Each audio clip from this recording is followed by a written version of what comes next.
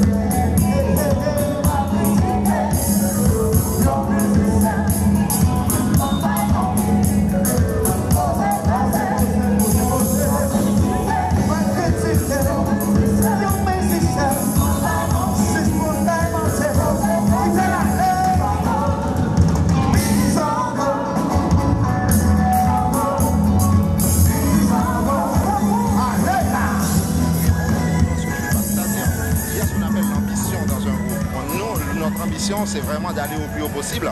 C'est pas d'être devant tel ou tel groupe, mais par rapport à ce que nous avons fait, bon, dans un groupe, il y a deux choses qu'il faut prendre en compte. C'est le renommé du groupe et aussi ce que ça fait comme musique. Alors, tous les groupes se sentent vraiment au-dessus par rapport à un autre ou en dessous par rapport à un autre. Mais nous, ce qu'il y a, si on doit se positionner, en tout cas, on doit bien se positionner parmi les 5 premiers. Je ne suis pas qui.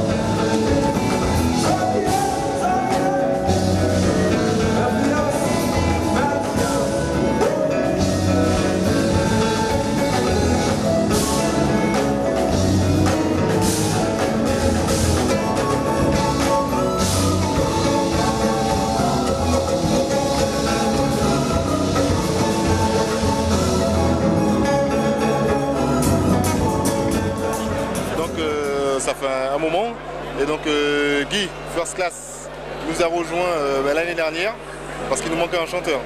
Donc là on veut faire comme les groupes aux États-Unis, d'accord, faire du bon compas et pour montrer aux autres qu'à Paris il y a du compas et qu'on peut faire du bon quoi.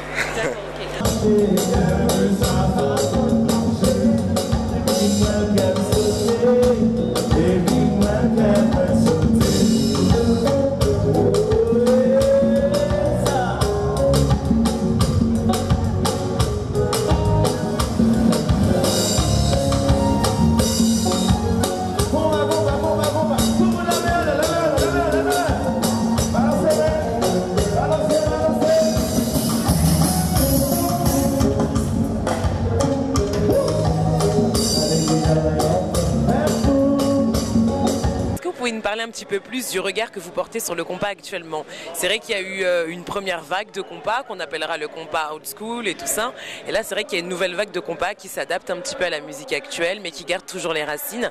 Donc, quel regard vous portez sur le compas aujourd'hui? Bon, ce compas, le compas de la nouvelle génération, je pense que on a peut-être modernisé le compas dans le sens synthétique. Les synthétiseurs, les voix sont beaucoup plus américaines, je dirais, que latines. Autrefois, les voix, c'était le genre latin, donc cubano, choubou, timono.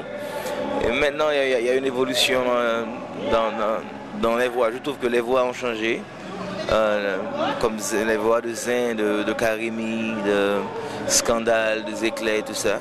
Ça a apporté un souffle nouveau à la jeunesse haïtienne qui a aimé.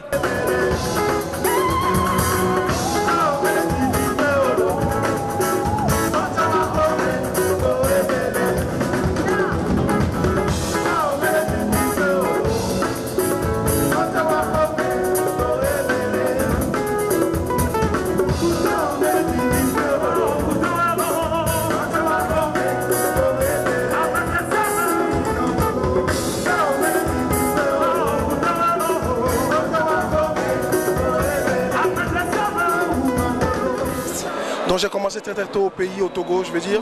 À l'âge de 9 ans, j'ai déjà commencé à travailler avec le groupe de ballet. Et j'ai un peu voyagé parce que j'ai un peu fait le théâtre et j'ai fait le théâtre aussi. Et après, je suis venu rester, j'ai fait 10 ans ici à Paris. Et après, je suis rentré chez moi au Togo. C'est là que j'ai monté mon groupe, quoi. Voilà. Mais là, je vis au Togo. Ok, parce que enfin, en écoutant le concert et tout, j'ai vu que le public était très chaud, très réceptif. Ce que j'ai également pu constater, c'est que vous mélangez à la fois la musique africaine traditionnelle et tout, et en même temps un peu de groove, un peu de choses beaucoup plus actuelles, un peu de soul et tout. Donc quelles sont vos influences musicales? Waouh, l'influence, c'est mon père d'abord, parce que mon père, c'est quelqu'un qui adore beaucoup la musique traditionnelle. Moi-même, j'adore beaucoup la musique africaine aussi. Mais ça ne veut pas dire que je n'écoute pas aussi ce qui se passe aujourd'hui, comme la musique moderne, comme Salif Keita, Mori Kanté, Youssou. Tous les gens qui travaillent dans la musique africaine, qui gardent quand même notre racine, ce sont des choses que j'aime énormément.